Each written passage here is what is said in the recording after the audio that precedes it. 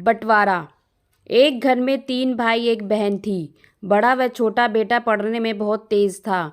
उनके माँ बाप वैसे तो उन चारों से बहुत प्यार करते थे, मगर मंझले बेटे से थोड़ा परेशान से थे। बड़ा बेटा पढ़ लिख कर डॉक्टर बन गया, छोटा भी पढ़ लिख कर इंजीनियर बन गया, मगर मंझला बिल्कुल आवारा और गंवार बनकर ही रह गया। सबसे बड़े बेटे और सबसे छोटे बेटे की शादी हो गई और बहन ने लव मैरिज कर ली। बहन की शादी भी अच्छे घराने में हुई थी। आखिर उसके 2 भाई डॉक्टर इंजीनियर जो थे, लेकिन मंझले को कोई लड़की नहीं मिल रही थी। बाप भी परेशान था और माँ भी। बहन जब भी मायके आती सबसे पहले बड़े व छोटे भैया से मिलती, मगर मंझले से कम ही मिलती, क्योंकि वह ना तो कुछ दे सकता था और ना ही वह जल्दी घर पर मिलता था। वैसे वह झाड़ी मजदूरी करता था, पढ़ नहीं सका तो नौकरी कौन देता। मंझले की शादी किए बिना पिताजी गुजर गए। माँ ने सोचा कहीं अब बंटवारे की बात ना निकले, इसलिए अपने ही गांव से एक सीधी सादी लड़की से मंझले बेटे की शादी करवा दी। शादी होते ही ना जाने क्या हुआ कि मंझले बेटे ने बड़े लगन से काम करने लगा। दोस्तों ने कहा, ए रोहन आज अड्डे पर आना। रोहन ने कहा, आज नहीं फिर कभी। दोस्त ने कहा, शादी के बाद तो तू बीवी का गुलाम हो गया। रोहन ने कहा, ऐसा नहीं है यार, कल मेरा अकेला पेट था तो अपने लिए कमा लेता था, आज 2 पेट हो गए हैं, वह कल 3 भी होंगे तो उनके लिए तो कुछ करना ही पड़ेगा। और वैसे भी अगर मेरी बीवी मुझे नालायक कहेगी तो मेरे लिए एक भद्दा मजाक होगा। और फिर उसके घर वालों ने मुझे अपनी बेटी किसी विश्वास पर दी है, तो मैं उनका विश्वास कैसे तोड़ सकता हूँ। कॉलेज में तो सिर्फ डिग्री मिलती है, मगर ऐसे संस्कार सिर्फ माँ बाप से मिलते हैं, जो रोहन में थे। इधर बड़े व छोटे बेटे की पत्नी आपस में सलाह करती हैं कि जायदाद का बंटवारा हो जाए, क्योंकि हम लाखों कमाते हैं मगर मंझला ना के बराबर कमाता है।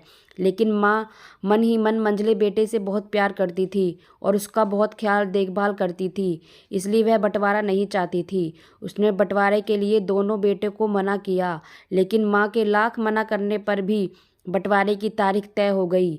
बहन भी आ जाती है, मगर रोहन ही है कि काम पर निकलने को बाहर जा रहा है। उसके दोनों भाई उसे भीतर लाकर बोलते हैं कि आज तो रुक जा, बंटवारा ही कर लेते हैं। वकील ने बोला है सबको साइन करने पड़ेंगे। रोहन ने कहा, तुम लोग बंटवारा करो, मेरे हिस्से में जो आए दे देना, मैं शाम को आकर अपना अंगूठा चिपका दूंगा पेपर पर। इस पर बहन बोली, अरे बेवकूफ़, तू गवार का गवार ही रहेगा। तेरी किस्मत अच्छी है कि तुझे इतने अच्छे भैया और भाभी मिले हैं। माँ ने कहा, अरे रोहन आज रुक जा। बंटवारे में कुल 10 बीघा जमीन में दोनों भाई 5-5 रख लेते हैं और रोहन को पुश्तैनी घर छोड़ देते हैं। तभी रोहन जोर से चिल्लाता है, अरे फिर हमारी छुटकी का हिस्सा कौन सा है। दोनों भाई हंसकर बोलते हैं, अरे मूर्ख, बंटवारा सिर्फ भाइयों में होता है, बहनों के हिस्से में सिर्फ मायका आता है। रोहन ने कहा, शायद पढ़ा लिखा ना होना भी मूर्खता ही है। ठीक है, आप दोनों ऐसा करो, मेरे हिस्से की वसीयत मेरी बहन छुटकी के नाम कर दो।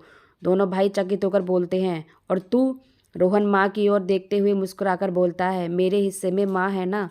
फिर अपनी बीवी की ओर देखता है, क्यों रोहिणी, क्या मैंने गलत कहा। रोहिणी अपनी सास से लिपट कर कहती है, इससे बड़ी वसीयत क्या होगी मेरे लिए कि मुझे माँ जैसी सास मिली और बाप जैसा ख्याल रखने वाला पति। बस यही शब्द थे जिसने बंटवारे को सन्नाटे में बदल दिया।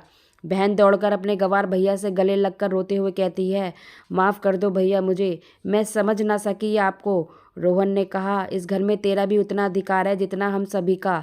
मेरे लिए तुम सब बहुत अजीज हो, चाहे पास रहो या दूर। माँ का चुनाव इसलिए किया ताकि तुम सब हमेशा मुझे याद आओ, क्योंकि यह वही कोख है जहाँ हमने 9-9 महीने गुजारे। माँ के साथ तुम्हारी यादों को भी मैं रख रहा हूँ। दोनों भाई दौड़कर मंझले से गले लगकर रोते हुए कहते हैं, आज तो तू सचमुच का बाबा लग रहा है। सबकी पलकों में पानी ही पानी था।